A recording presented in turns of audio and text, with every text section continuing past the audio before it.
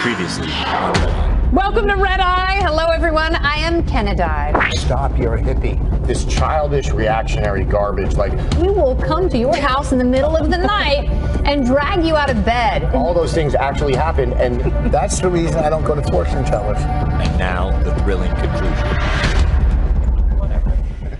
Yeah, welcome to Red Eye. Hello, everyone. I'm Joe DeVito. Let's welcome our guest. She's brainier than my hands after a recreational lobotomy. I'm here tonight with National Review reporter Katherine Timpf. And she abandoned her home state to become Miss New York. It's the beauty queen sellout traitor from New Jersey, Joanne Nosuchinsky. You're gonna get it. And for exercise, he stares. It's TV's Andy Levy. And sitting right next to me is comedian Sam Morril. He'll be recording an album at the Village Underground in New York City on June 2nd.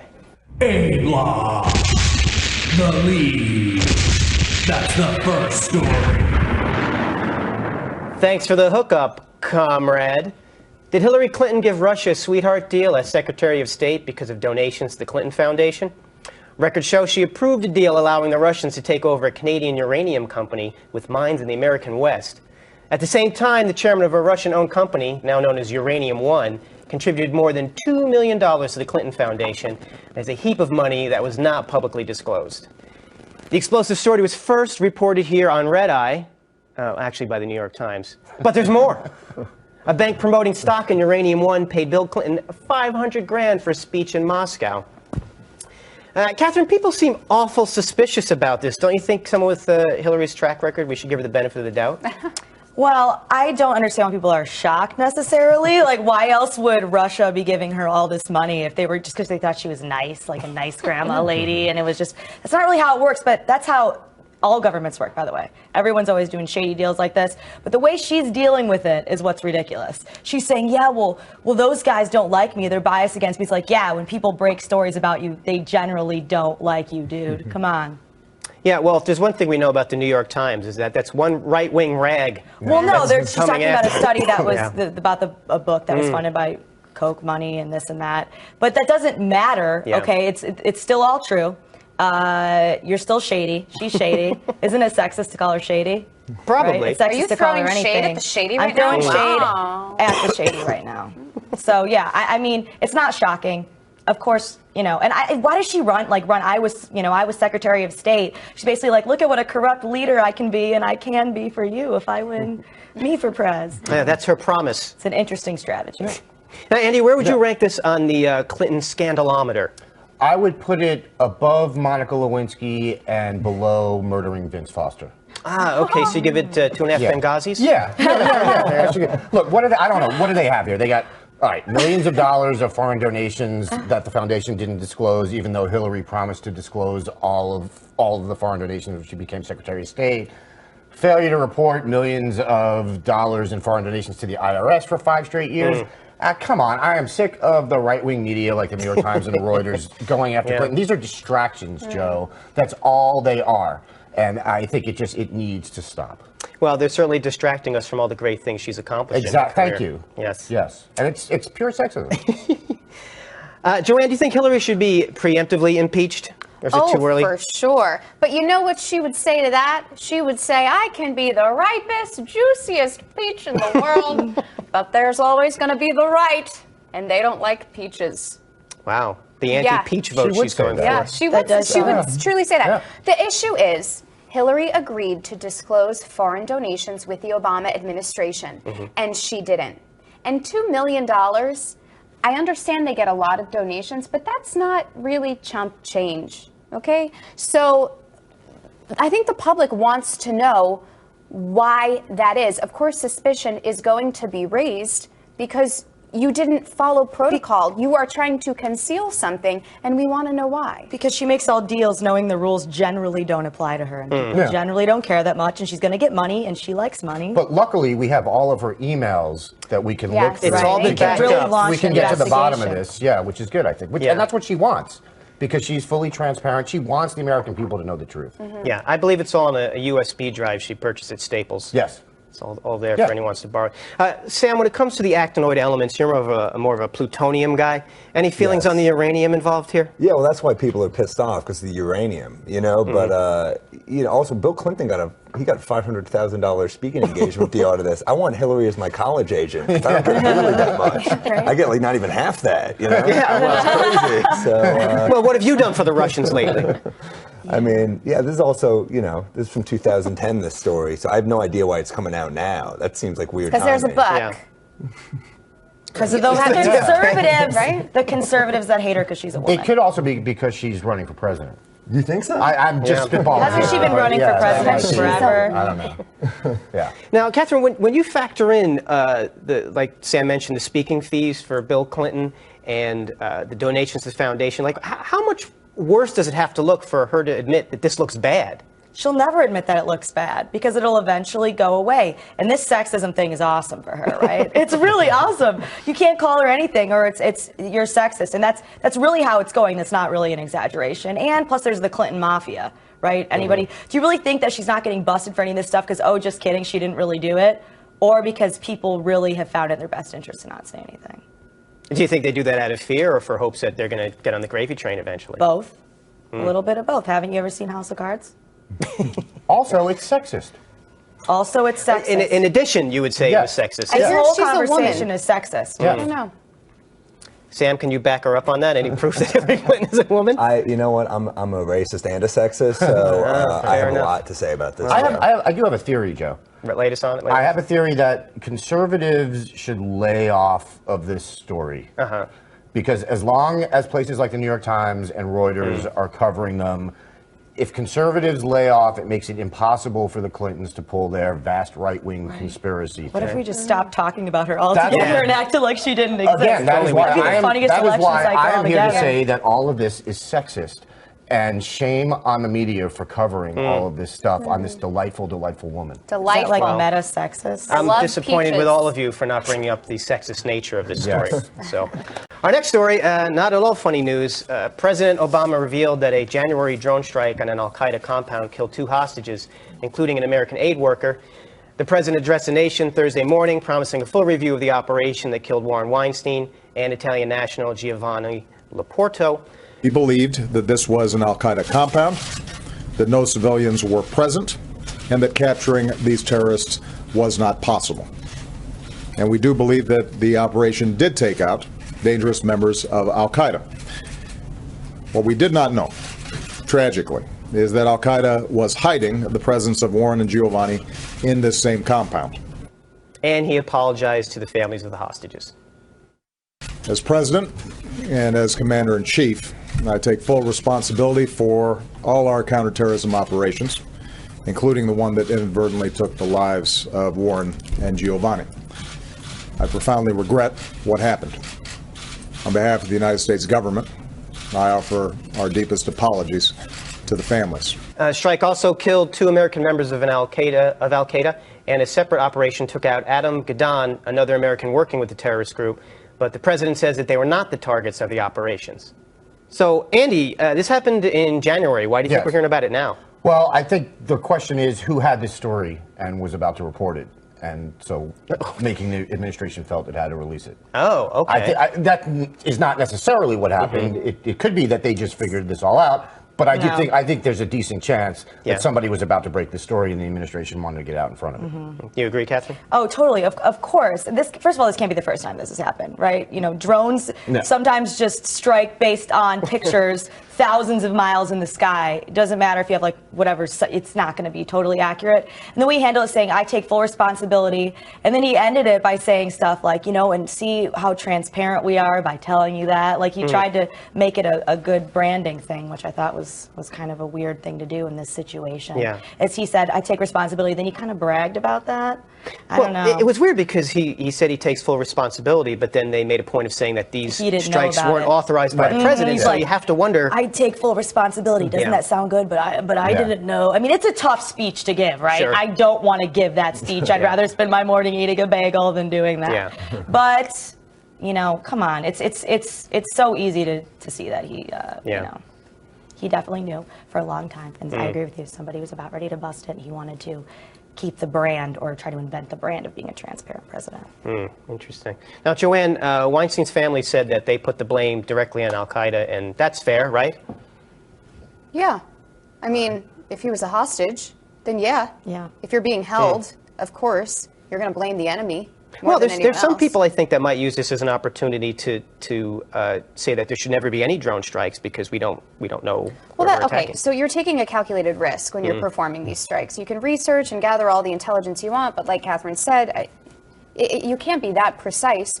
There's always the possibility that the enemy won't be the only one harmed.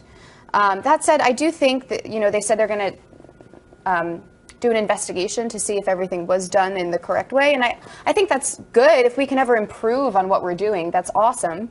I don't know. I like the fact that Obama owned it.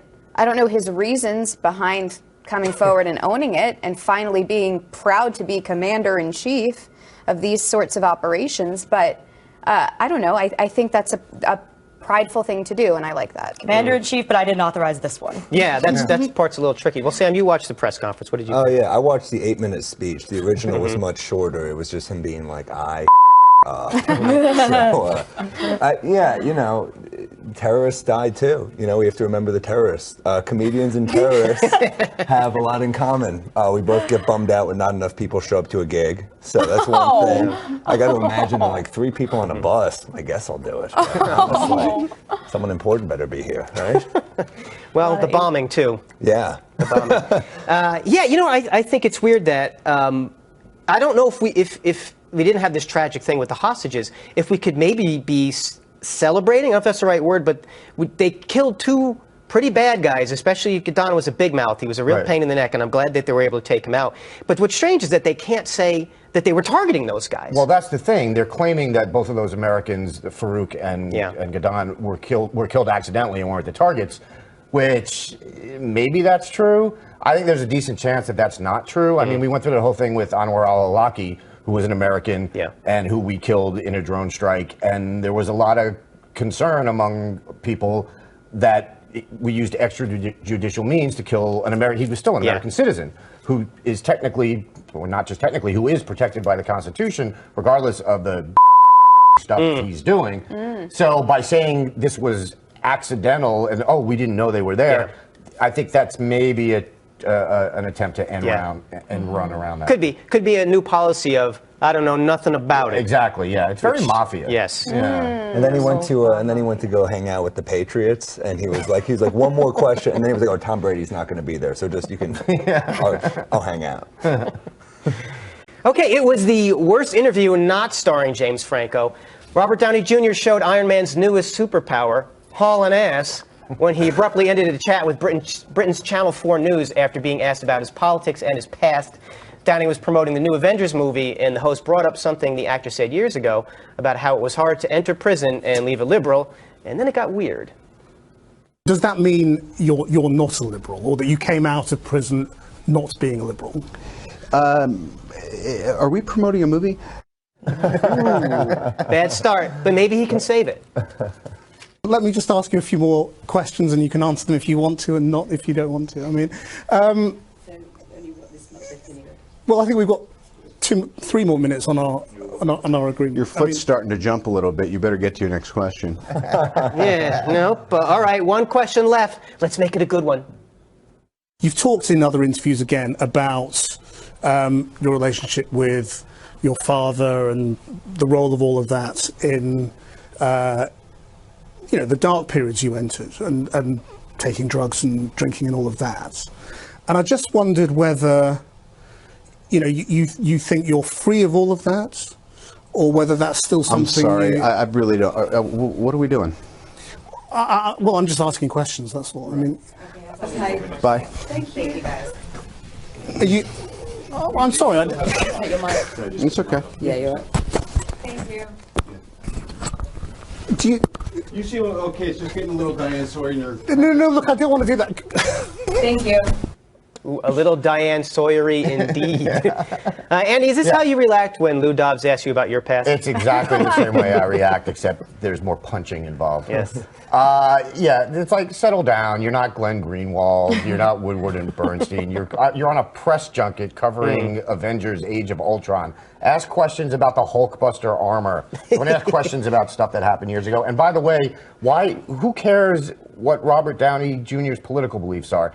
Is it some kind of gotcha question to say, are you not a liberal? Are you looking to trap him into saying, no, I'm not a liberal, and then it's like that's something? Like, yeah, it's not even a well-set trap, because if you watch the whole thing, this guy, I mean, I know this interview, that's sort of his thing, is that he tried to sort of antagonize Quentin Tarantino in another interview, but he doesn't even do a particularly good job at it. And it's not to say that these interviews need to just be commercials for the movies, although that's what Tarantino pretty much said it was. Only what they are. Catherine, do you think that celebrities, that we should demand of them to go back and revisit these bad times in their lives? Not necessarily, but in this instance, I think that the interviewer had no other choice because the beginning of the interview was so boring. Did you watch it? He's talking about his schedule, and then he literally says, I like all of the folks that I'm working on the movie with. I mean, like, nobody in the world wants to hear about all the folks you like, you know, especially when you used to do drugs. Come on. Yeah. He had no other option but to save that interview by doing something to get him to storm out. I wanted to hear more about him and Mark Ruffalo hanging out. You know? Yeah, I watched Intervention this morning before work. America loves to watch things about drugs. But Joanne, why are we so obsessed with what celebrities' assorted details of their lives? That's America. What makes this country great? Come on. I follow all of them on the Twitter and the social media. Sometimes they follow me back. The bigger the train wreck, the better in terms of what I'll be interested in. Listen, everyone has an agenda. I mean, actors are trying to sell their films. Press is trying to sell stories.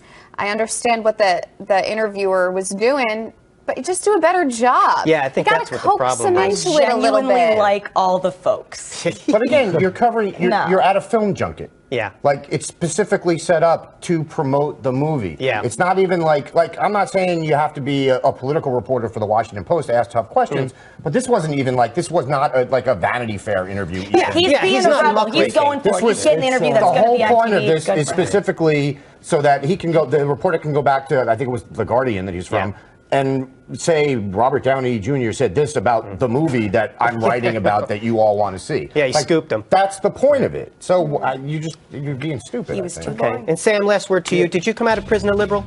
I went in very conservative. I came out pretty wide. But, no, I mean, you know what's annoying about this is that he deprived us of another great Downey Jr. performance. I think that was... Yeah. Coming up, a school Airbrushes an 8th grader's t-shirt. You kids with your Duran Duran concerts. More Red Eye after the break, so stick around.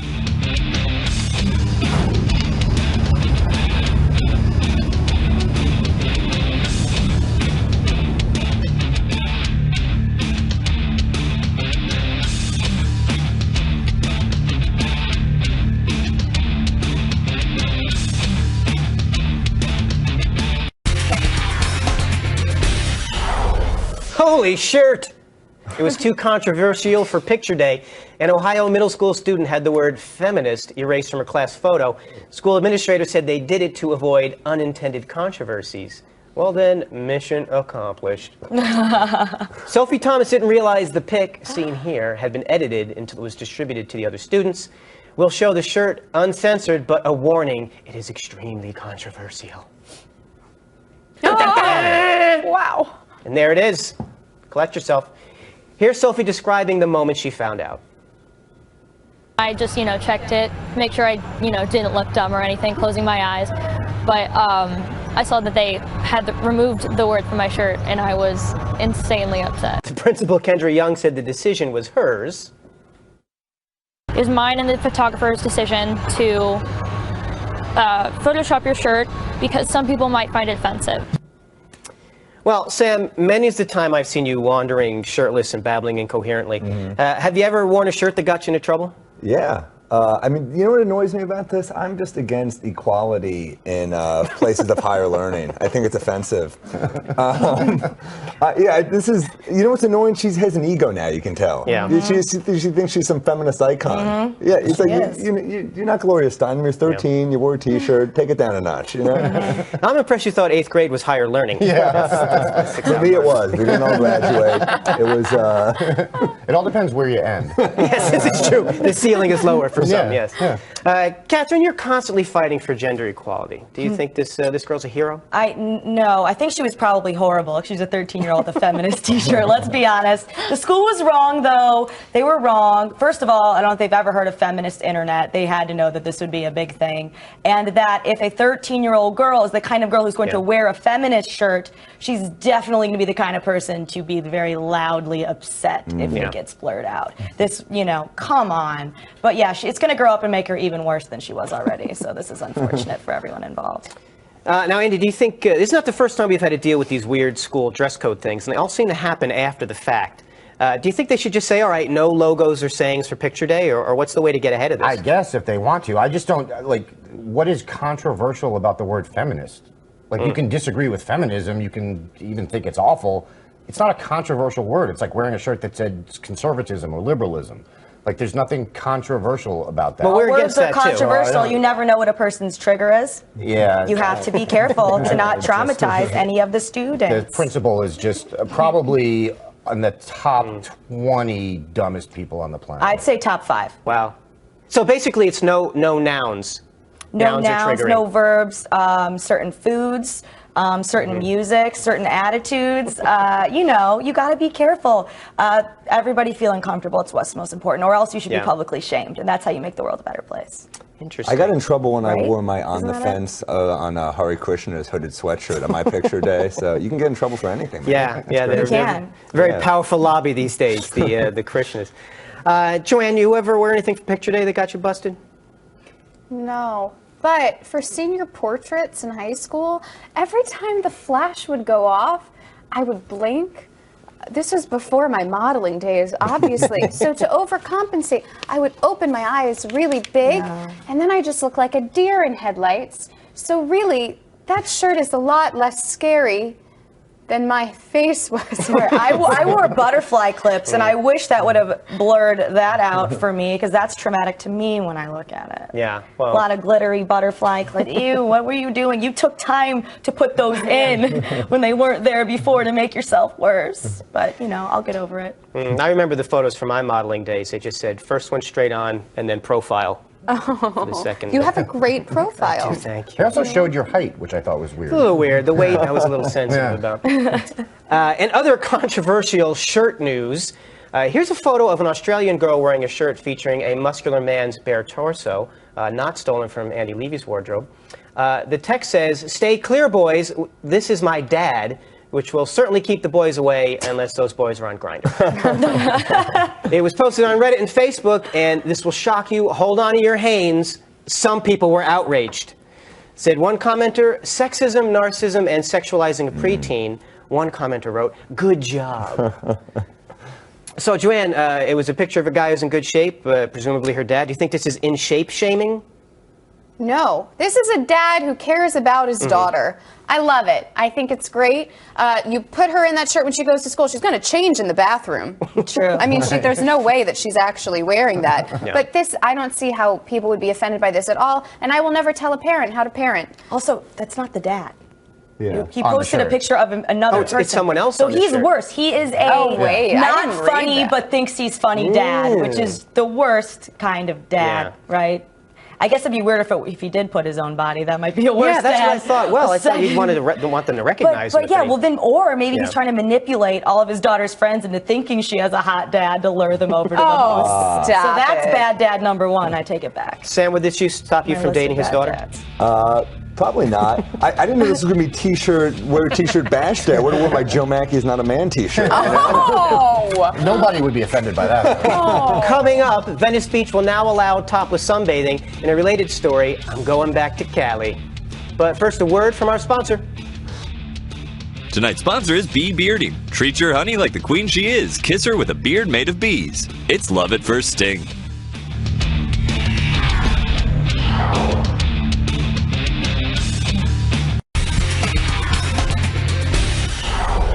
finally, a feminist cause we can all support, or at least stare at from a court-mandated distance.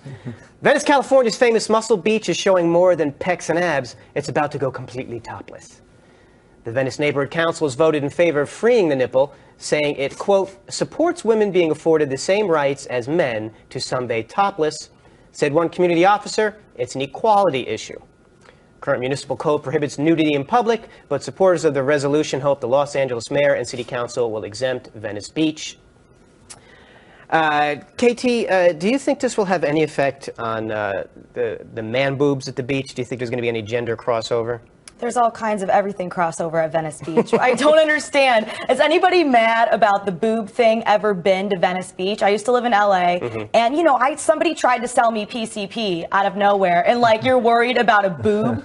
Like, that's not the biggest problem at Venice Beach. You need to relax and maybe pick another beach if you don't want to see any controversial, any sort of thing. That's where the crazies hang out. The boobs can hang out there. I think it's fine. Yeah, it seems like the problem is more roller skating older people. Yeah. Well, you know what? You can't really. How do you stop those people? Because they only got so much time left. You know, why don't we let them be happy and roller skate, however clothed or not they want? But you know, I wouldn't. Andy, if we allow tops to come off, what's next? Bottoms. Fair enough. I guess that would cover it. No, yeah. Look, I think as Joanne would say, we should let the market decide here. If people want to go to the beach where women are topless, then the beaches will be crowded, and you know, and the tourists will go there, and it'll be good for the economy. PCP salesmen will make more money. And if they don't want to do that, then they will have to not be topless. Yeah, I actually do wonder, though, if the LA City Council will go through with this, because a lot of tourists do go to Venice Beach. Yeah. And tourists bring kids. I wonder. So I think there's a chance the City Council might shoot this down. Well, you lose the families, but you bring in the lucrative perv market. What would the feminist T-shirt girl say? Well, we're going to direct that one. Sam, as a feminist, how do you feel about this issue? Yeah, you don't have to be a real feminist to wear a T-shirt. A real feminist takes off the T-shirt and shows off them. Right? All right. Okay. Look, I said. See you on Jezebel.com tomorrow. You stole that from Betty Friedan. I did. Yeah. I did. I've been reading the Feminist Mystique lately, and look, this is great. This is great. This is Venice Beach. If you want to pass this law in Buffalo, then what we say, slow down. It's the party bro of all the beaches. Yes, this is great. Put this in California. Yes, Anchorage, Alaska, status quo. We say. Yeah, we don't want to see a lot of topless in like the Great Lakes area. I think we can avoid. No, I don't either. I'm from there, so believe me, you don't want. People eat sandwiches on the beach in Michigan. Yeah, that's what they do. Combo. Bring mayonnaise in a cooler. Wait, these are not made-up stories. This is my I do that at the Jersey Shore. Is that wrong? Sounds the same. Probably. Yeah, it's probably wrong. Now, Joanne, I was surprised that this wasn't legal already, to tell you the truth. Now, do you think with the technology that people have with their personal drones and the phones that this is going to cause some sort of uproar? Well, it was legal in the early 70s, and then people, they said, were like really pervy. Yeah. So then they did this no nudity rule. So then if they bring it back, they didn't have that technology back then. There's going to be so many photos and all that stuff taken. And okay, I get it. You want it to be like Europe. Okay, but this isn't Europe, this is America, and we sell things like bikini tops, and I support capitalism. It is a lot easier now, because back in the 70s, they had to bring like tripods with the cameras and actually set them up, and it would take hours, and then you had to get the film developed, and you're in your dark room for forever. So I think good for them for now, you know, now that the technology has caught up. To bring it back. Sure. Well, when the flash powder went off, people were getting burned. Yeah, it was that loud. Yeah, seagulls were bursting in flames. Absolutely, yeah. It just seems like a weird equality argument, though. You're just like, we can't show our boobs. Equality is weird to you? Yes. Yeah. No, I understand what you're saying, because some of these stories, you hear them and you think, like, maybe you've won. Maybe your side has won if these are the things that are left to fight for. It used to be like, we need to vote. Now it's like tan lines. I think, well, then there's people like Chelsea Handler who are like posting pictures of their boobs, ask, you know, after her show's over, but it's not for attention because her show's over. It's because of equality. That I don't really buy. But, you know, everyone's got a different reason for wanting to show their boobs if they do. And Venice Beach should be the place to do it, because it's pretty much the place where people do whatever else they want. Yeah. Well, I say after the show, some shirtless selfies, you and me, Sam. We're going to rock it out. Time for a break. We'll review your Google search history while you're gone. And don't forget my comedy album, First Date with Joe DeVito. It's now available on Amazon and iTunes. Back in a moment.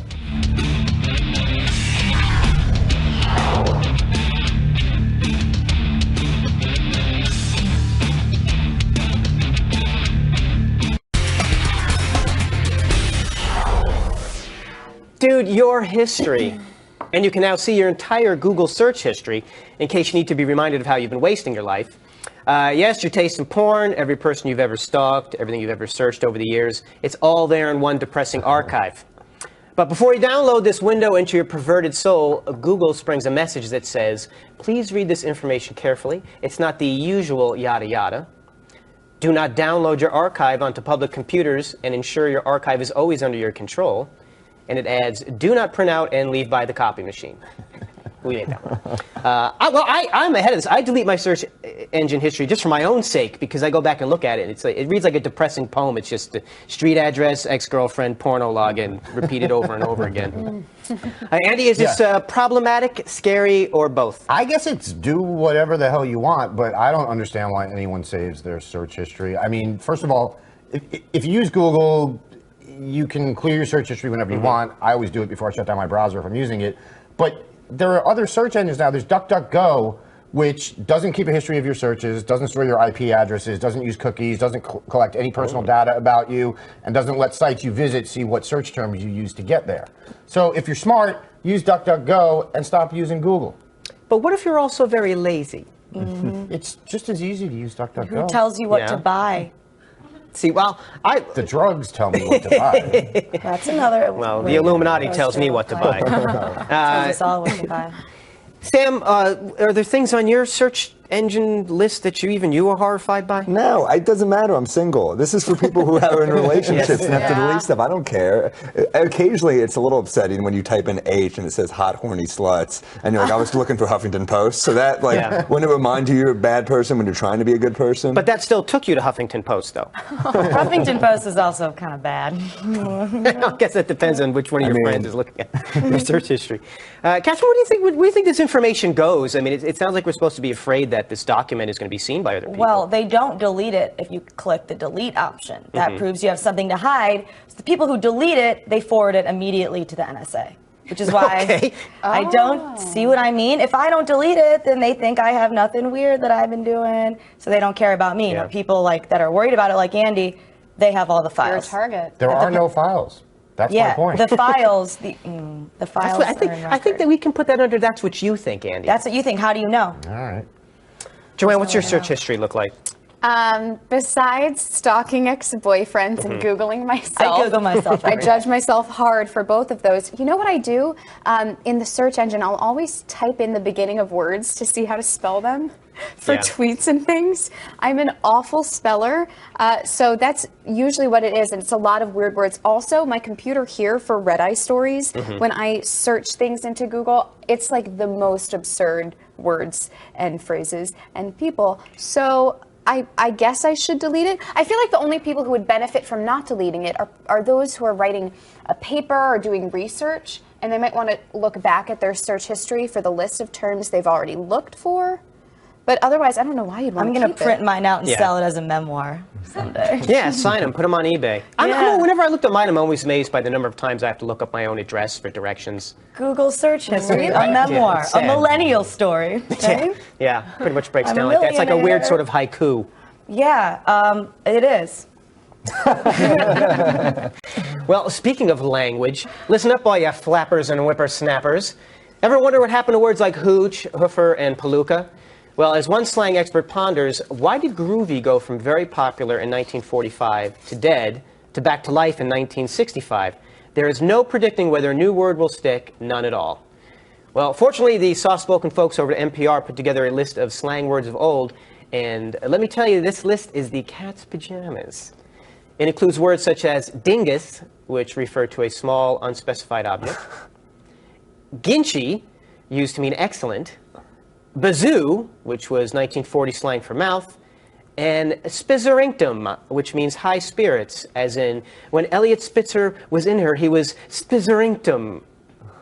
Thank you very much. Sam, are you surprised his words didn't stick around? No, all words, and they're like fads. These slang words, like fads. You know, it's upsetting. You know, it's upsetting they don't stick around, but it's also upsetting that no one showed up to my Macarena party last week. So you gotta take what it is. I didn't get the invite. Yeah, I was gonna say I would have shown up. Yeah, check your browser history. Wow. Gotten lost there. Andy, any current slang words you want to see get deleted? No, but it doesn't matter now because and this is the study I want to see, current slang words have a shelf life of like a week. Yeah. Or like maybe a month. It feels like in the past, slang words stuck around for a couple of years before changing. Yeah. But now it's like whatever people are saying, 2 months later, if you use that word, they're like, what the hell's wrong with you? Yeah. Unless you're doing it ironically, because that's what happens is it becomes ironic. And then it's okay to use it ironically, but if you use it for real, there's something wrong with you. Andy is on fleek. I make up my own slang. That's exactly, I make up my own slang words. Yeah, what do you got for us? I mostly just abbreviate a lot, and then instead of saying do, I say papa hot. Like papa hot vodsode to drink a vodsode, vodka soda. Sometimes voso, sometimes vos. See what I mean? It's very confusing. Very good. And then I wonder why I don't get any retweets when I try to tweet it out. They think you've had some sort of seizure. I try some sort of Vos Papa Hot Vodsode. That sounds pretty cool. Everybody agrees with Well, vodka soda, Joanne, sounds like this is the last word for you then. How about we just say vodka soda? That's the only slang I need. Works for everything. Let's get drunk. Vodsode. Well, we're going to close things out with some communal crying. And to see clips of recent shows, go to foxnews.com/redeye.